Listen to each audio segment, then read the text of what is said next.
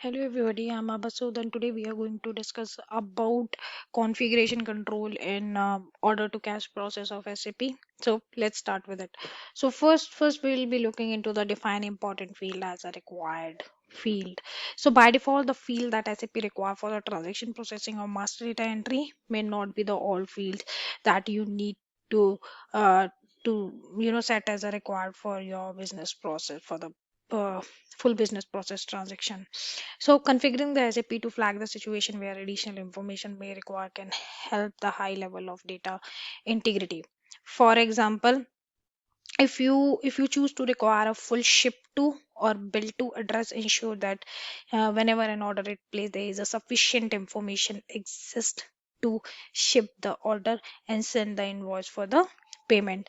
Like, let's suppose if somebody is putting the address, then pin code and the city, that should be mandatory. If that remains blank, then we cannot do the shipment or the billing to that particular. Yes.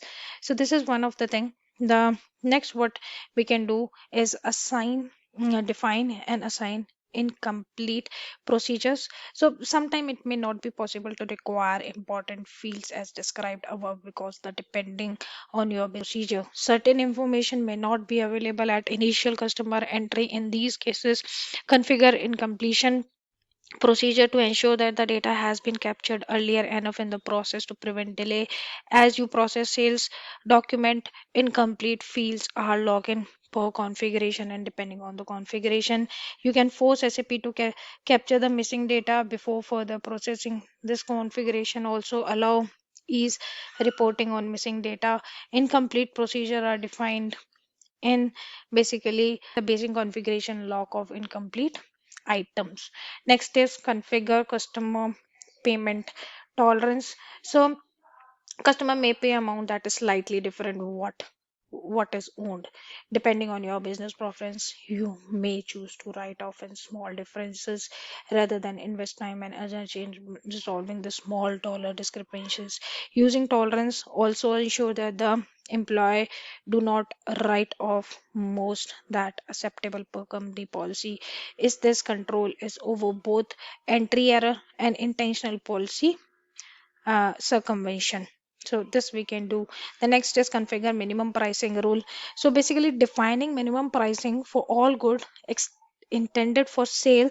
The minimum price tells SAP that no matter what combination of pricing condition and discounts are available to an order, the price should never fall below the defined minimum. This helps to ensure that you don't intermittently sell the product for losses. So you can say, minimum price can be the price you have purchased it, or the price you have purchased is plus 5%, so that whatever the cost you have incurred, so taking the product to your premises or the keeping it into your warehouse and do the uh, transition uh, to your customer, everything will be carried out inside that. If you'll not get the if you'll not get the profit in some during some discounts or the sales going on. So there is a transaction which is TF99, which can be used for such type of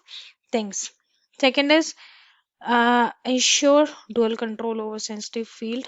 So what do we mean by a dual control? So certain data field can be particularly sensitive, either because entry error can cause significant harm or because they are particularly susceptible to fraud. Customer bank account, for example, cannot be manipulated for fraudulent purpose. To protect against inappropriate change to the sensitive field account, SAP provides a dual control settings that place a block on certain types of transaction. Whenever a field defines as being sensitive is changed, the block can only be removed by someone with a user ID other than the ID that changes the data or created the data. While such a control will not mitigate collusion, it does ensure that at least two individual agrees on that particular change. So that we should do that. Second is configure credit check to minimum business risks. So credit management is used to manage the credit risk. So, and depending on the industry, all customer have a assigned credit limit. Procedure and analysis for assigning credit limit are reasonable, including authenticating customer before granting credit. Credit limit have been accurately entered into SAP. Credit checking procedure are effective at minimizing exposure. Next is define credit checking by sales order for all sales document that result into customer order. Configure SAP to verify the customer credit. So we can do that through OVAK transaction code. So credit limit checked by the sales document illustrate the example where the credit checking has been enabled for the document type. When enabling credit checking, you can select between one or two broad options. Simple checking, which is based on credit at the time of sale order entry. Dynamic checking based on credit as it exists at order entry, at delivery, or at other additional options. Next is uh, define credit limit check by delivery order. So you can do that either the simple or the dynamic, where it will be checked at a order level, delivery level, or other options, or you can explicitly define it at a delivery order. So for all sales document that results in a customer order, consider configuring SAP to verify customer credit at the time of delivery creation. Define automatic credit control, ability to assess the existing sales order along with other open order and open delivery item when checking credit. Ability to automatically block the sales document for further review based on credit condition.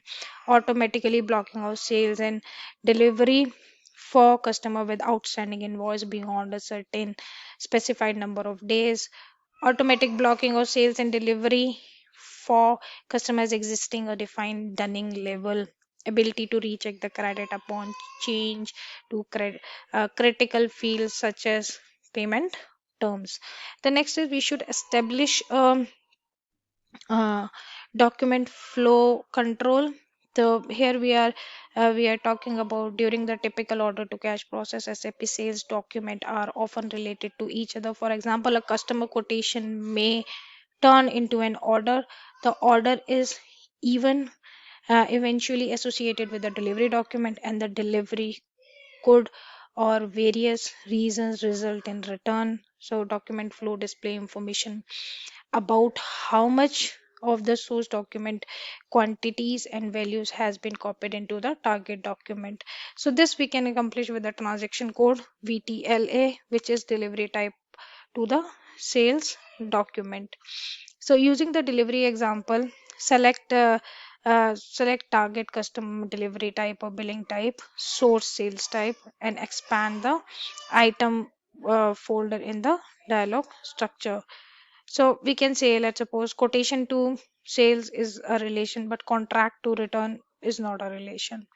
Like sales order to sales order, there is no effect. Then delivery to invoice is a relation. Delivery to cancellation, it's a negative thing. And delivery to performa invoice, it does not have any inf- uh, impact. So let's go to the next slide, which talks about the additional control. One is control for returning and credit. So we should configure all credit memos, return, and similar sales order type to require references to original backend document. This ensure that invalid for inaccurate return cannot be processed, such as giving credit to item not ordering or in excess of what was ordered. The transaction code is BOV8, which can be used for such type of configuration. Define next is define appropriate dunning process. So at time customer may for various reason not pay for goods and services received. SAP contains dunning procedure that allow you to continuously communicate with customer to attempt receivables collection. Depending on the configuration, these communication can get more forceful over time. When configuring dunning process, local law can regulate dunning process. So dunning is a configuration in SAP. So this is the dunning process. Other what we can do, we can look for Alternate payment currency. When alternate payment currency may be used, configure SAP to maintain automatic account assignment, including clearing account for payment differences that may arise as a result of payment currency. Duplicate business partners enable SAP functionality for detecting the potential duplicate when customer or vendor are being entered. Duplicate business partner within SAP. A financial transaction can lead to the duplicate payment, extend too much credit, or other undesirable issues. So this is one thing. The second, what we can look for, the eliminate the duplication of material master and customer master. Despite best intention, duplicate record can periodically creep up in the master data record within the material master. Duplicate record could eventually lead to the different pricing for the same product. Duplicate customer could cause your organization to an overextended credit to a customer, process duplicate orders, misapply customer payment, results in a time consuming reconciliation process. So for that, create condition for finding the duplicate for material master, such as same name and description, similar name with same supply area and plant, same dimensions and weight, same bill of material detail. And for to identify for the customer, we can include same name, same address like phone number, fax line, or communication address, and the numerical portions of address as well, like pin code and other things. Then establish the procedure for verifying the pricing condition, and we should periodically review our pricing condition. Verify the pricing condition configured in SAP, comply with the organization privacy policy, assessing procedures, um, assessing procedure that management uses to verify pricing, selecting a sample of sales order, recalculating pricing outside of SAP based on organization pricing policy. And the lasting review, basically the one time customer use. Many organization control defined for the one time customer is less stringent than those standard customer fully entered into the SAP. If this is the case in your organization, periodically monitor the customer usage to ensure the the processing is as intended. So how we can do that? We can get a list of one time customer with a report RFDKVZ00, and we can do the further investigation. Next is monitor customer payment and payment applications. So in addition to these strong controls in the sales order, pricing, delivery, billing component of SAP, procedure should also ensure that fundings are actually received and applied appropriate to the customer account. So reconciliation bank account used to collect customer payments and ensure all reconciling items are resolved in timely manner.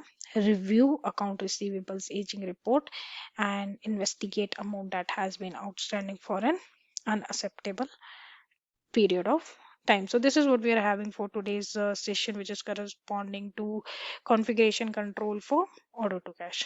Thank you for joining.